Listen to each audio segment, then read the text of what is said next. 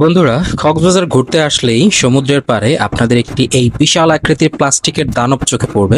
অভূতপূর্ব এই দৃষ্টিনন্দন স্থাপত্যটি প্লাস্টিক দিয়ে তৈরি সম্পূর্ণ, অর্থাৎ সমুদ্রের যে প্লাস্টিক উপাদানগুলো পাওয়া গিয়েছে যেগুলো মানুষ ঘুরতে গিয়ে ফেলেছে, বিষয়টা একটু অন্যরকম। আসলে পরিবেশ ভারসাম্য ঠিক করার জন্য এটা একটা প্রতিকৃতি যে কিভাবে প্লাস্টিকের দ্বারা কিভাবে পরিবেশ দূষিত হচ্ছে, তারই একটা প্রতিকৃতি। আজকে আপনাদের এই সমুদ্রের পাড়ে প্লাস্টিকের এই দানবটি সম্পর্কে বিস্তারিত জানাবো। বন্ধুরা, কক্সবাজার এসে ঘুরতে আসলেই আপনাদের যখন কলাতৈলী পয়েন্টে আসবেন তখন ঝাউবনের পাশে এই বিশাল আকৃতি দানব আকৃতির এই প্লাস্টিকের দানবটি চোখে পড়বে, যেটি সম্পূর্ণ তৈরি প্লাস্টিক দিয়ে। অর্থাৎ সমুদ্রের পাড়ে বা সমুদ্রের মধ্যে পর্যটকরা গিয়ে আমরা যে প্লাস্টিক গুলো ফেলে আসি সেই প্লাস্টিক দিয়ে এই স্থাপত্যটি তৈরি করা হয়েছে, যেটি একটি নিদর্শন হচ্ছে কিভাবে পরিবেশ রক্ষা করা যায়। তো বন্ধুরা, আপনাদের সবার কাছে অনুরোধ থাকবে, আপনারা কখনোই কক্সবাজার ঘুরতে গেলে কখনোই এই প্লাস্টিক জিনিসপত্রগুলো বোতল থেকে শুরু করে যাবতীয় যা আছে সমুদ্রের পাড়ে ফেলবেন না। নিজেদের পরিবেশ নিজেদের সুন্দর করে পরিষ্কার পরিচ্ছন্ন রাখবেন। তো বন্ধুরা, নেক্সট টাইম কক্সবাজারের এক্সক্লুসিভ ভিডিও নিয়ে আপনাদের সামনে হাজির হব। সবাই ভালো থাকুন, সবার জন্য শুভকামনা রইল। আমি সবুজ বিদায় নিচ্ছি with my channel Sabuj journey.